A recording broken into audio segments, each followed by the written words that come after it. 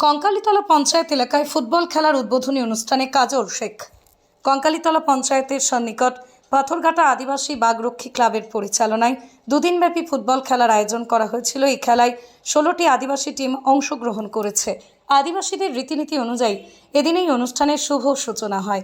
এই অনুষ্ঠানে উপস্থিত ছিলেন বীরভূম জেলার সভাধিপতি কাজল শেখ, নানুরের বিধায়ক বিধানচন্দ্র মাঝি, বোলপুর শ্রীনিকেতন পঞ্চায়েত সমিতির সভাপতি সহ কঙ্কালী অঞ্চলের তৃণমূল নেতৃবৃন্দ।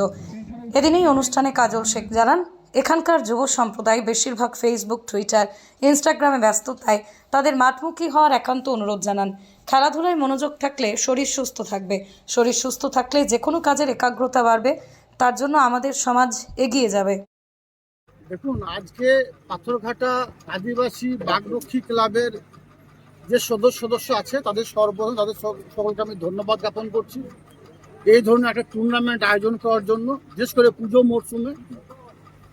এবং এখানে দেখতে পাচ্ছি বেশিরভাগ যারা খেলায় অংশগ্রহণ করেছে তারা আদিবাসী সম্প্রদায়ের মানুষ।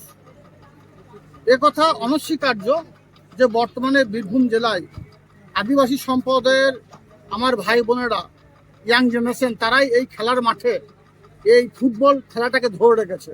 এর জন্য আদিবাসী সম্প্রদায়কে আমি আর একবার ধন্যবাদ জ্ঞাপন করছি। সঙ্গে সঙ্গে আপনারা জানেন, বীরভূম জেলায় যে মাঠেই খেলা হয় আমাকে যেখানে আমন্ত্রণ জানানো হয় যাওয়ার চেষ্টা করি।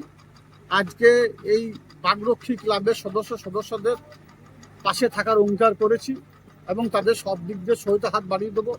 কারণ আমরা জানি বর্তমান যুগে ইয়াং জেনারেশন, নবযৌবন, যারা আগামী দিনে আমাদের পথপ্রদর্শক, তারা ফেসবুক, টুইটার, ইনস্টাগ্রাম নিয়ে ব্যস্ত হয়ে পড়েছে।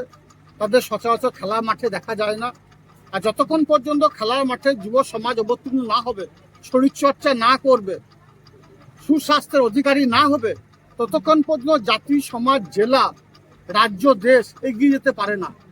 স্বভাবত যুব সমাজকে মাঠে নেমে শরীরচর্চা করার জন্য আমি রিকোয়েস্ট করব, আপনাদের মাধ্যমে মাঠে নামুন, শরীরচর্চা করুন।